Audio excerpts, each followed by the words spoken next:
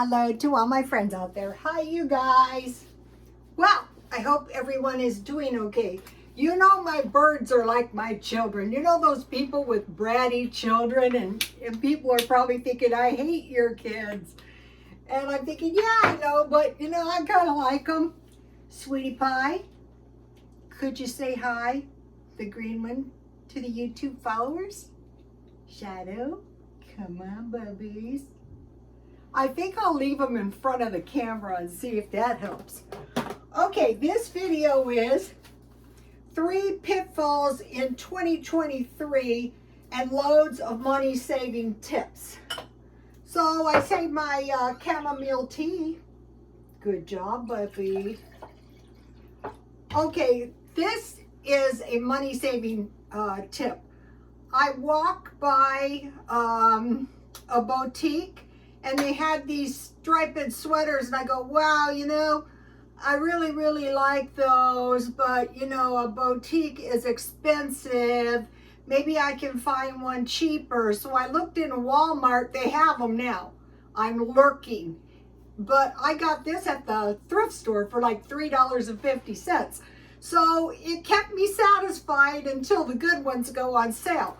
Also, I'm lurking for boots. I have worn the soles off of my boots. What? 3 pitfalls. Food shortages, gas shortages, and food bank shortages. Okay, at the beginning of the pandemic, there were shortages and people hoarded. People here bought refrigerators. They went to Costco and they bought pallets of food. I bought a lot of stuff myself, but this year, the solution, they're warming up. The solution is just buy a little food, little by little by little. No wild spending. Okay, gas shortages, waiting in long lines. Just keep the tank full of gas and reduce utilities in every little way you can. Like what I do is I stay in my car all day long. I'm not in my house. I'm not using my utilities. And food banks waiting in long lines. The solution to that is going now. I got sick 2 years ago, just before the pandemic. I thought I had a stroke. I didn't know if it was a transitory stroke, so I went to the food bank, but when it got, or a church, but when it got close to the pandemic, I haven't gone until this year. I don't have any plans of going, but if I did, I would go now. I wouldn't wait. So, it seemed like everything peaked in March, so we're watching for that. Okay, like what shortages? What shortages? I did a search. Cereal. Okay, it just so happens that somebody stockpiled a bunch of oatmeal, so I made some tasty granola. And let me give you the recipe. I bought this at Dollar Tree. And what's good about it is it's no weird ingredients. And I was standing in line one day at the Dollar Tree, and we were talking about the Dollar Tree olive oil. And the lady said, why don't you stockpile some coconut oil? So I did. And here is the instructions. But if you get a good granola, vegetarianism is a good thing to do.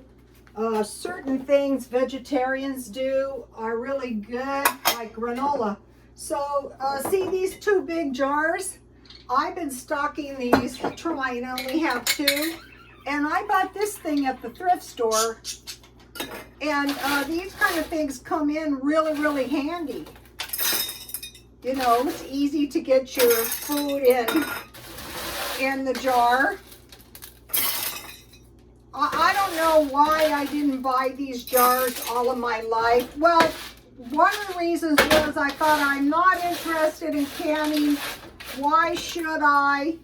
I don't want to. Well, for one thing, good luck buying a granola this good. So we'll go into why that might be a good idea.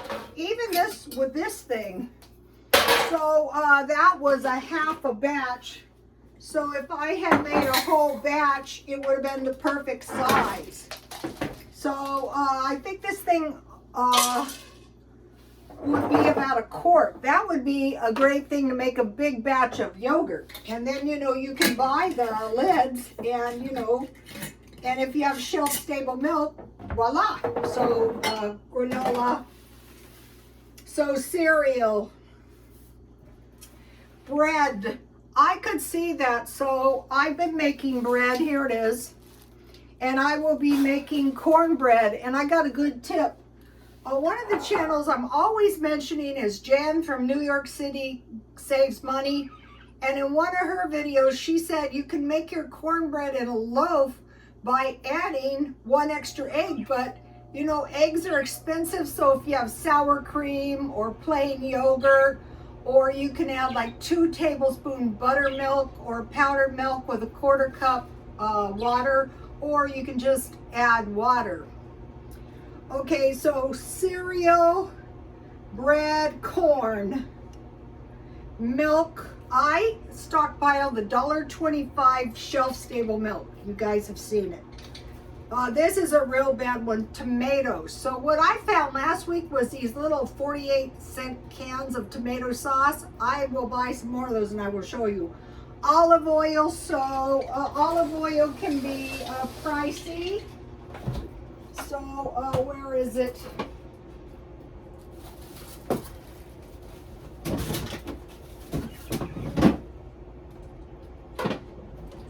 Here is the Dollar Tree honey and the coconut oil. And let me get my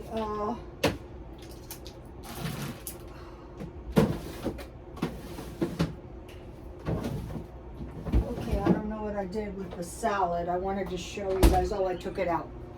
Okay, so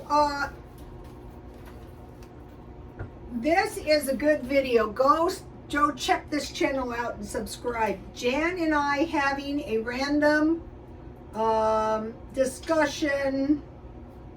The channel is Steve Young. Jan from New York City, Jan and I having a random discussion, Steve Young. So back to the eggs. He made 2 good egg points. Well, there's a lot of good egg points. One was he buys Eggland eggs and there's never been an issue. And I thought, yeah, I don't want to mess around with eggs either. I'm going to go to the Eggland. And the other one was egg beaters. And I thought, so I looked up, can you freeze egg beaters? And you can. So I will throw a couple in my freezer. Why not? Well, I can still get them. Chickens are not like beefs. You know, we had egg shortages last year. So the thing about the eggs is it's just irritating, but it's not going to kill us.